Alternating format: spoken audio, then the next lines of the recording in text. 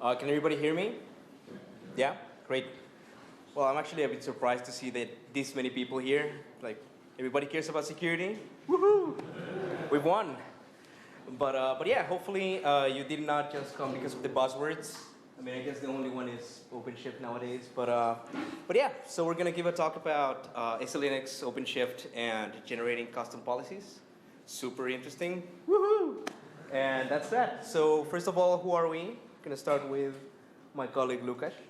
So hello everyone, my name is Lukas Vrabec. I'm SELinux evangelist at Red Hat. I'm also a member of security technologies team at Red Hat, and I'm RHEL and Fedora contributor, mainly SELinux policy, Xguest, Udica, and slightly also NetLabel tools.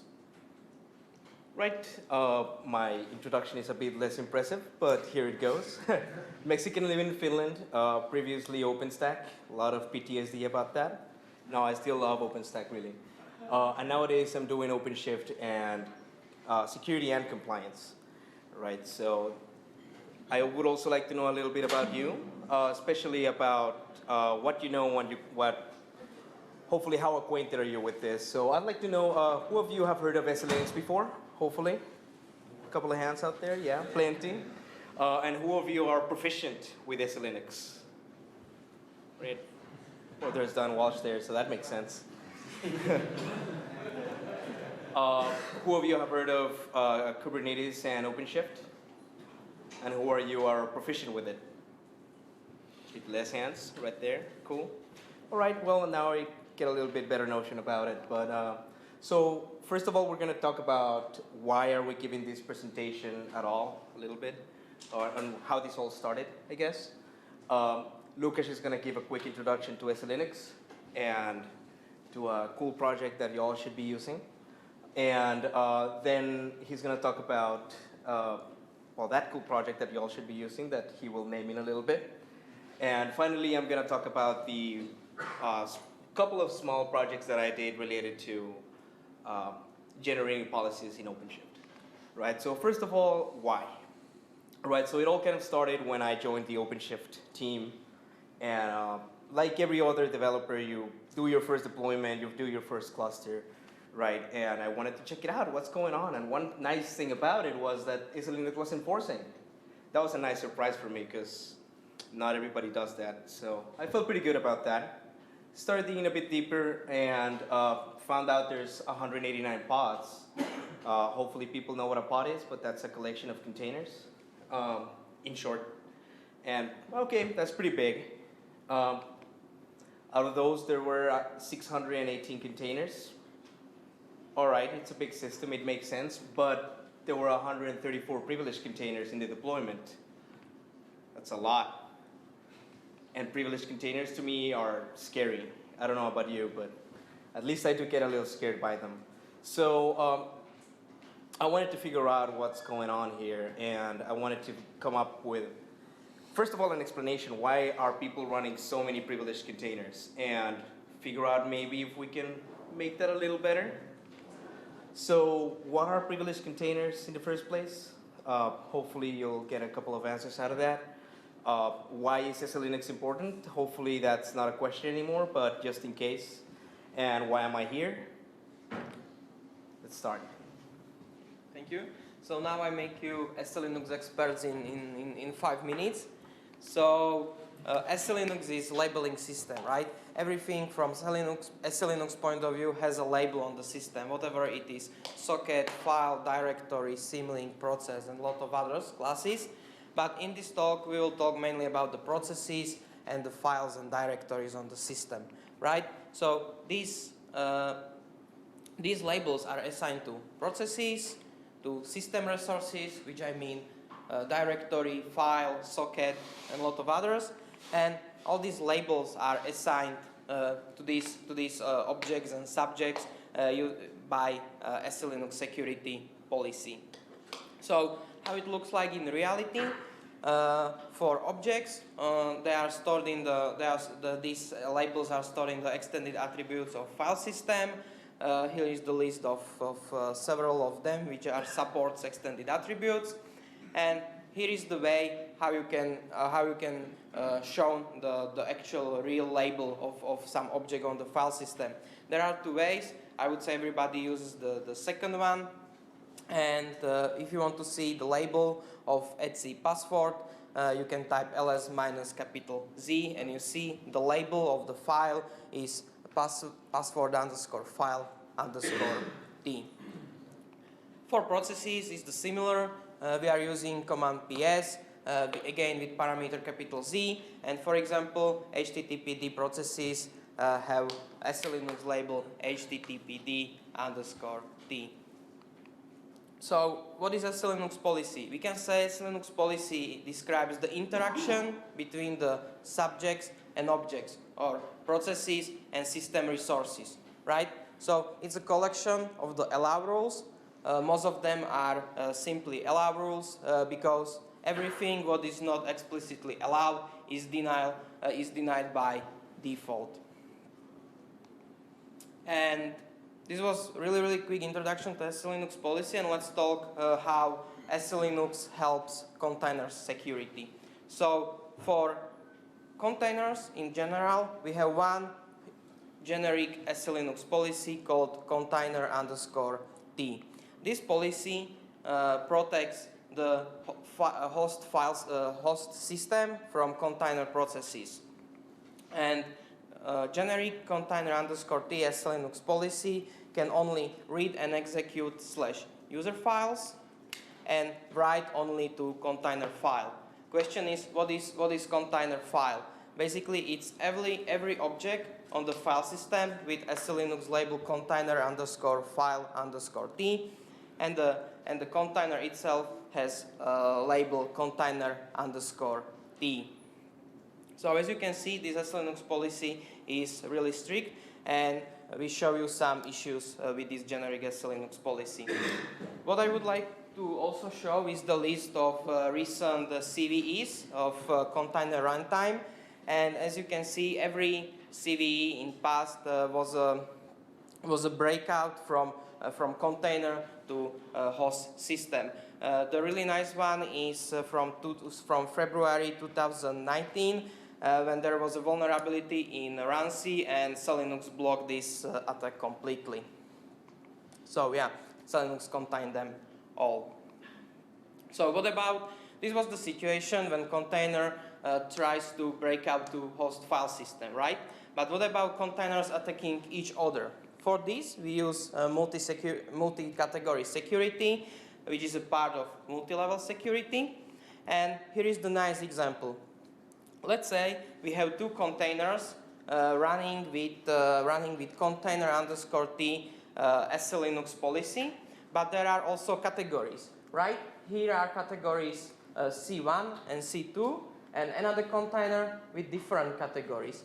And this is the way how we can separate two processes or containers with same SELinux type, but different categories.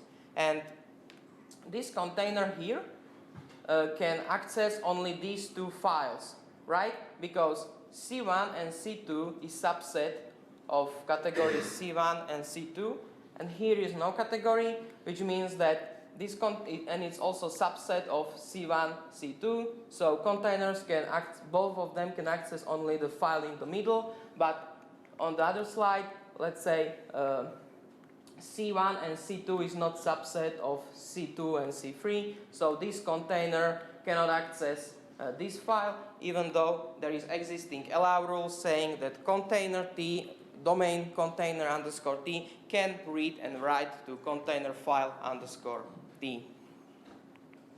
So this is the same slide with containers and container files, but I would like to also mention that there is a way how you can, if you are starting some container and you want bind out, for example, this path /var/lib/mariadb, you can use parameter capital Z, and container runtime will relabel the path on the host with container underscore file underscore T, also with the same categories like running container has. Another option, you can use normal Z as parameter, which means the container runtime, in this case Podman, will relabel it also, but there will be no unique categories for this path. There will be only container underscore file underscore d with no categories, which means both of these containers can access this directory. So this is the current situation, and we found out there are several problems, right? The first one is that in certain cases, container underscore t generic SELinux policy is too strict. For example, Fedora Silver Group project require access to user home directories with read and write permission, right? Another example is a project called fluentd. When fluentd needs to access container with fluentd required to access /var/log directory. So what you can do with the current situation? Sorry, there is more slides. In some situation, on the other hand, generic SELinux policy is too loose. For example, there is no SELinux network controls. Another situation, there is no control for Linux capabilities, which means that all capabilities are allowed to containers in SELinux container generic policy. So current situation, you can start a container with fluentd, and you can use capital Z as parameter, as I mentioned. But what will happen? Podman will relabel all files in /var/log to container underscore file, which is bad because then other services cannot access this directory, because the label instead of var underscore log underscore t will be container underscore file underscore t, right? And this breaks the policy. Another situation is to disable SELinux and run it as privileged using this option, but everybody in this room knows it's bad.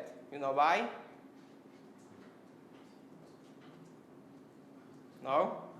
Security? No? Because then will be said, of course, so that's the main reason, right? So, what's the solution? The solution is you can write completely new SELinux policy for that. But it's the best solution, but it's, let's say, too difficult, right? The system administrator has to be a SELinux expert.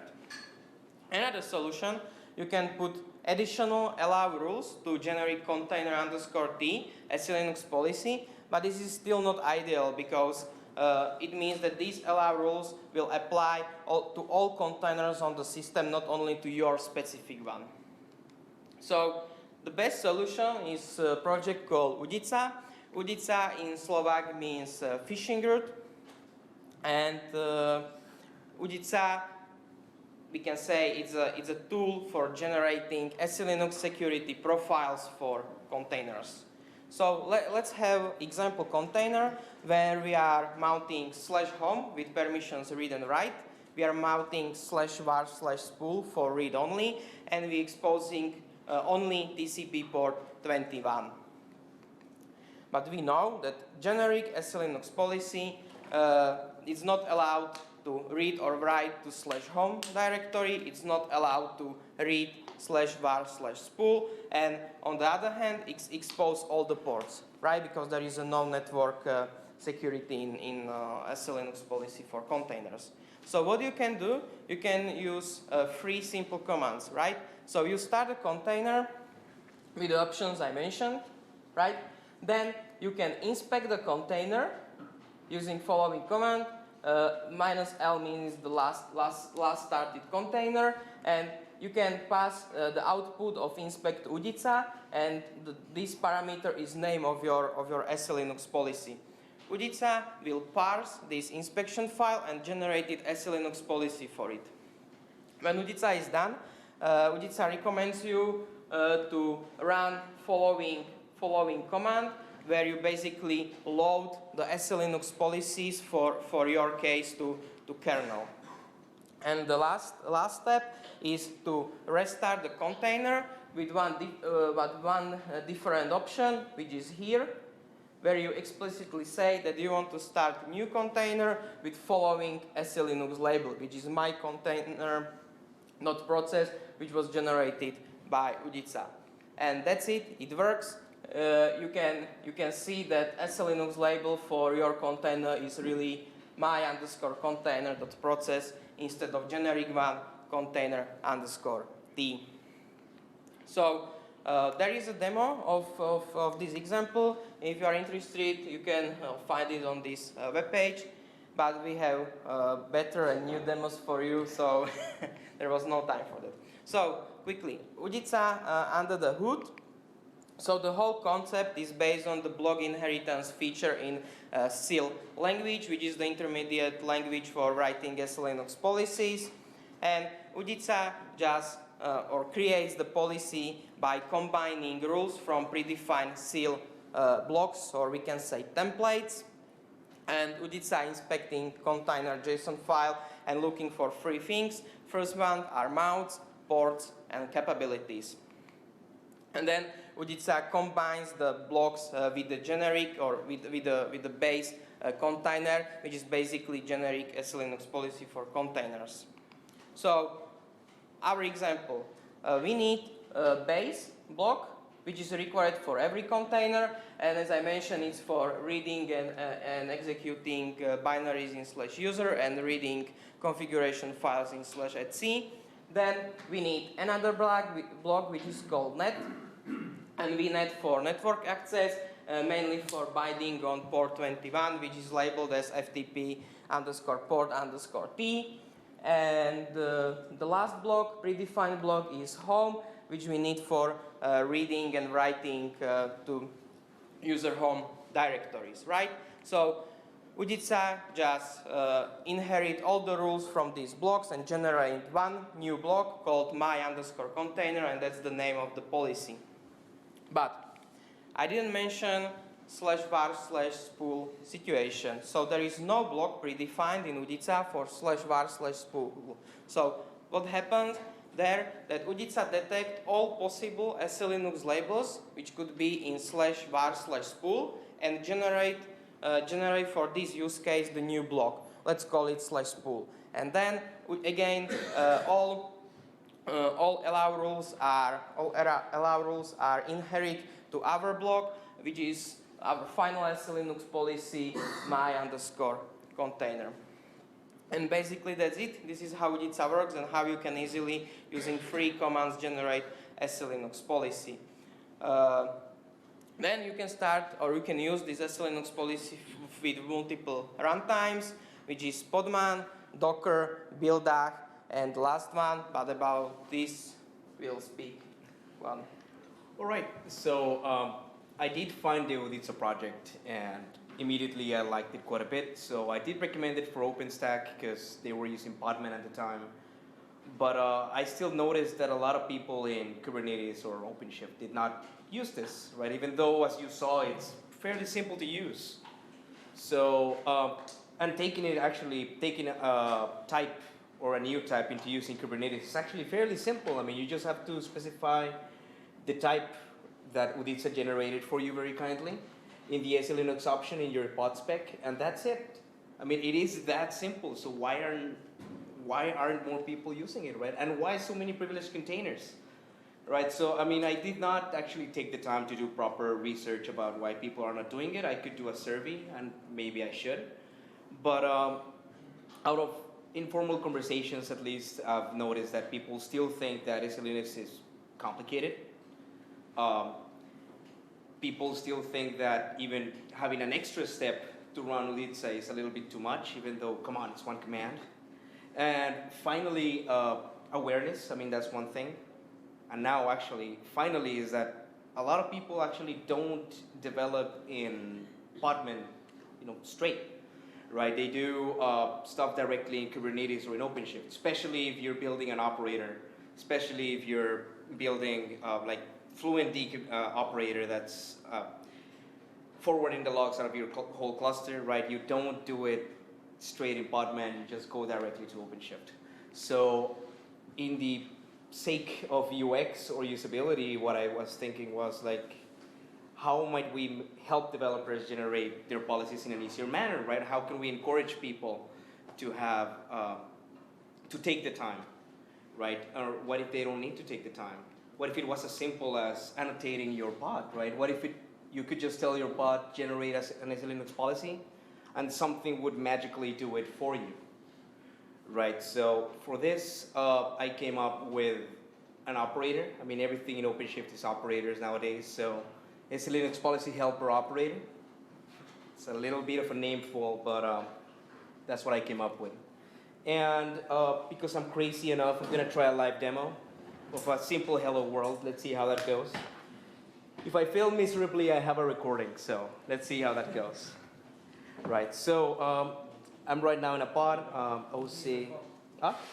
Oh, the font. How do I do that? I'm like a savage here now using this. All right, global shortcuts, profiles. What, this one?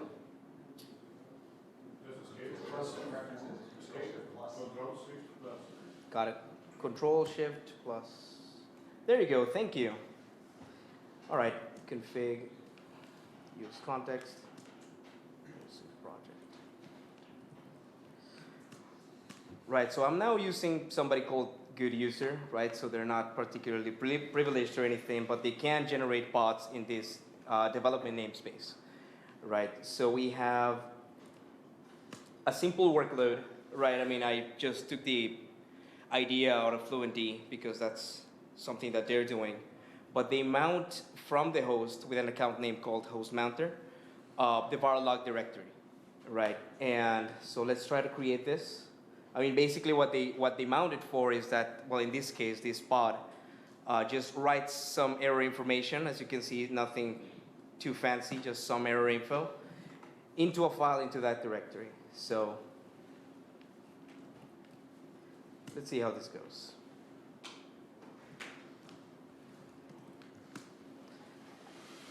Now this takes a little bit of time because the scheduler, well, the scheduler needs to schedule this pod, and then it needs to get the image from the remote registry. So it's gonna pull the image, it's gonna do its thing, and then at some point it's gonna schedule our pod. There it is, finally.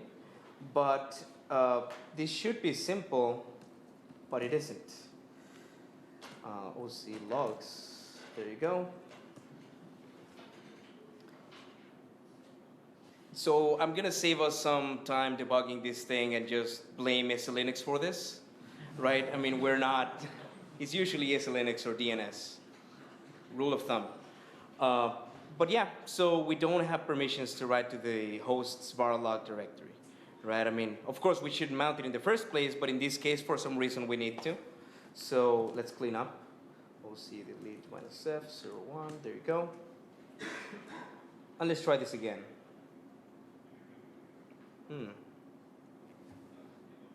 I said, let's try this again. Kubernetes, please cooperate. Well, that's great. Anyway.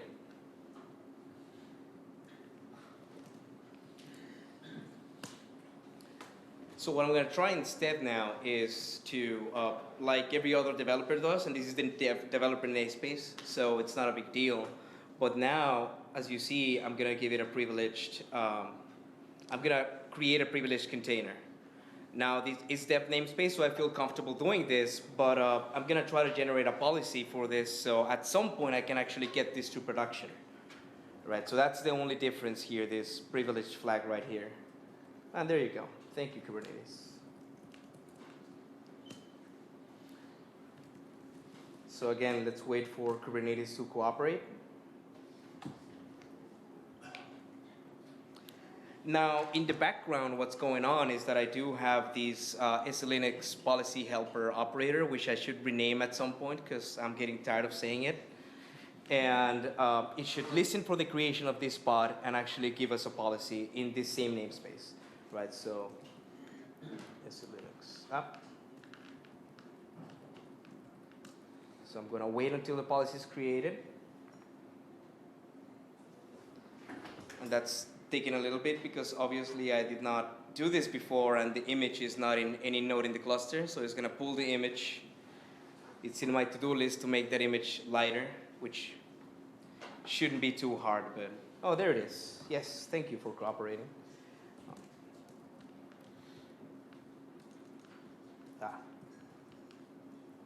There you go.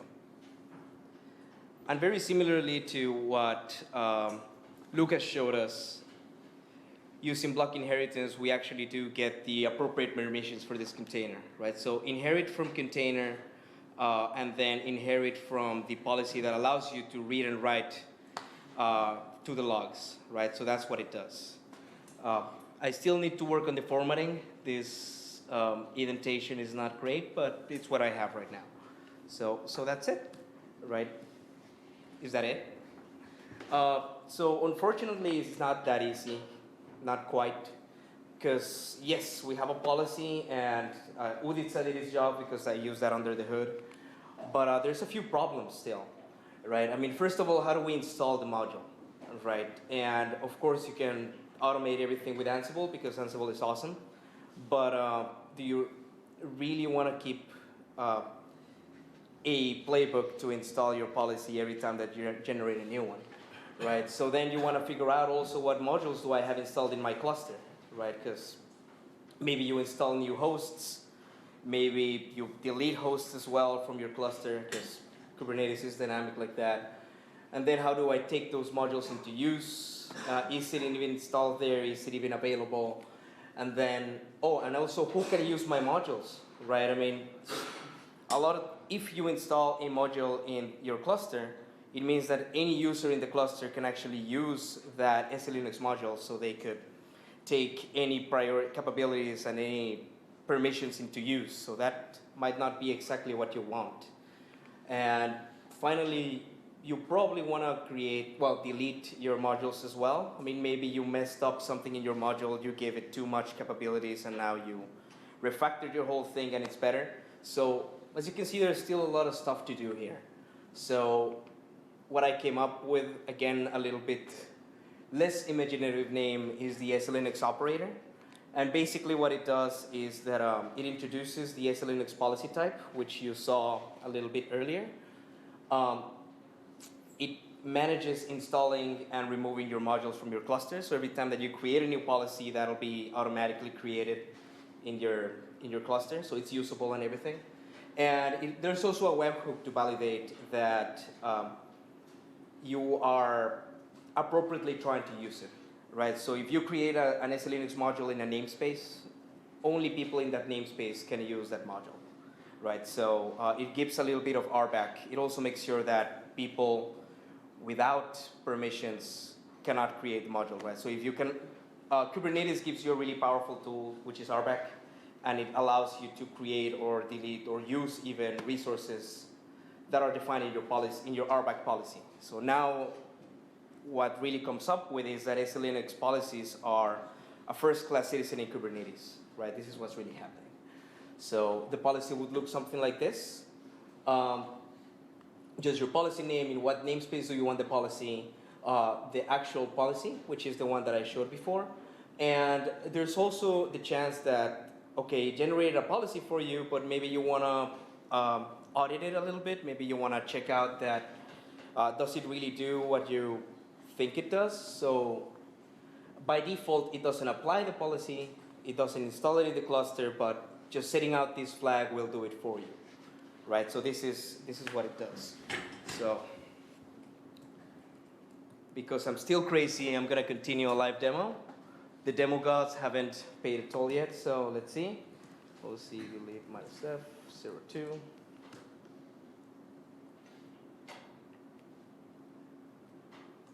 And of course, it's gonna take a while. Plenty of time. But yeah, as you can see, the policy wasn't applied by default. I could just edit this policy, but now I'm gonna try to change namespace, head to the production namespace, and apply it there and take it into use.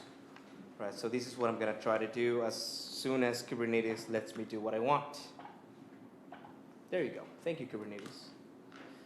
Okay, we'll see project, prod, namespace. So now I have the policy, I inspected it, and Udica did its job. I did not need to change anything. I could add more permissions if I wanted to, but I won't this time. So now I'm going to create this object in the other namespace and apply it. There you go. So now we should have this available. OC get SELinux policies. Hello. If Kubernetes cooperates, there you go. And you can inspect the policy. Now, the output is a little different. Oh, well, because it's a list. Error logger. There you go. The output is a little different. One thing that you'll notice is that you do have a status. So you can't actually use the name of the policy straight into your Kubernetes YAML file or manifest. What I do is that I namespace it, right? So it would be the name of your policy appended to the prod namespace, well, the namespace that you created the policy. And this way, we ensure that policies are unique in your cluster, right? Because name and namespace is the identifier for uniqueness in Kubernetes.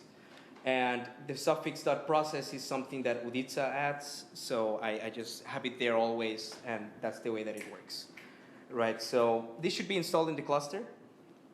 So OC create, let's see. OC get bots -w.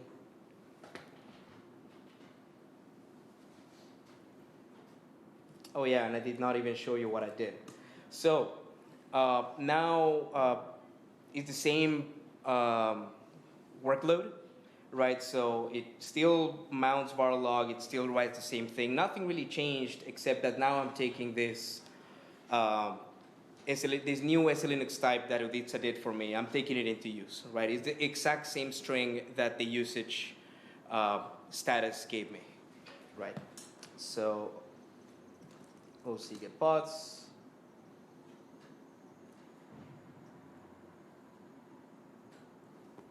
Come on, there you go. OC logs. No logs, because it didn't get any errors. OC RSH.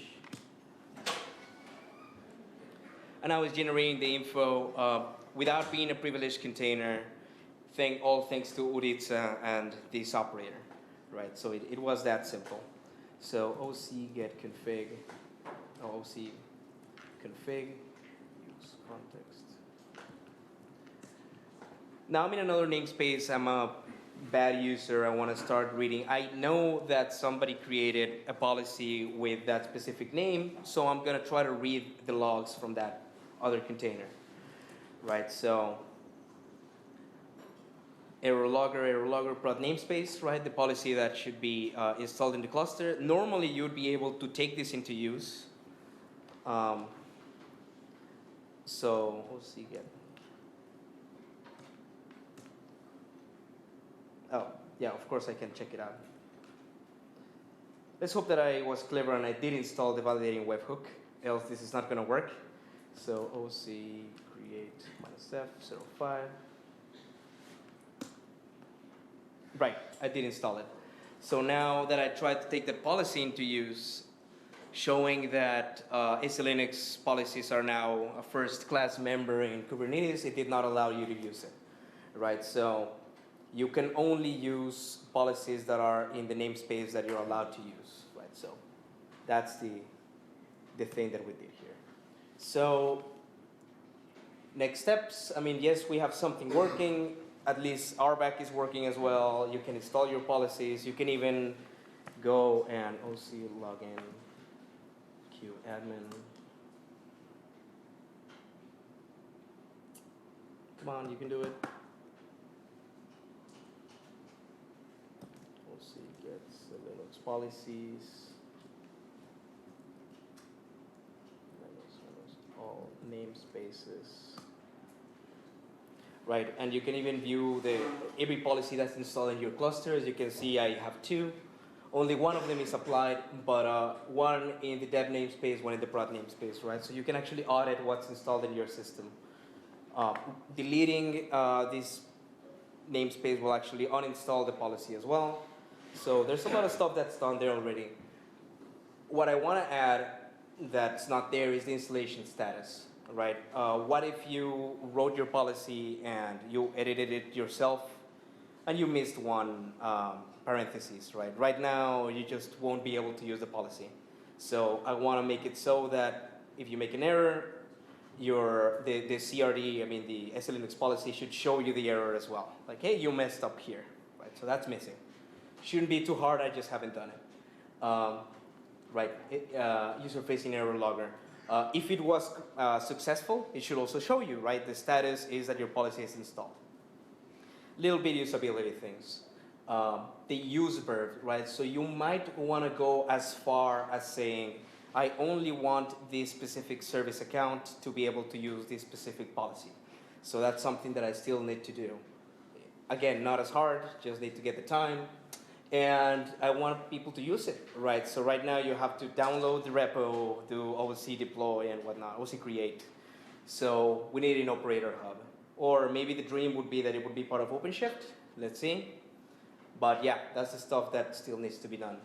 Now, I did show that it already works with volume mounts. Right now, it also works with ports, which is, again, thanks to Udica. But I haven't done capabilities yet for this operator, right? So that's something that I need to do still. And naming. I mean, that is a handful. If people have ideas, I would appreciate it. Please contact me, that would be great. So I just want to say big thanks to Udica that made it all possible. Thank you, Lukas. Honestly, it is a great project, and the code base is not that big. So if you're interested in helping security, I mean, usability and security is a big thing. So please contribute to Udica. Both operators were generated with operator SDK. So if you're interested in writing your own operator to automate whatever you want, operator SDK is pretty awesome and easy to use. So if you want to check out the code, I work for Red Hat, he works for Red Hat. We do open source. Everything's out there, so check it out. The code repository for Udica is there. We will share the slides so you can actually check this out, right? So that would be it. Easy peasy.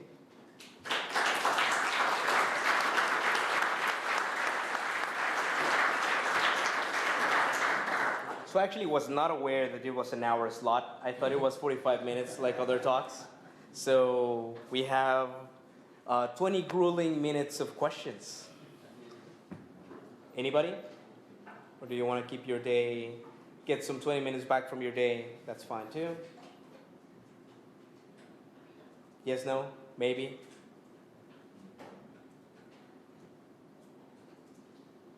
Everything was really clear. We did a great job. Yep, most probably yes. All right, well, thank you for joining. Thank you.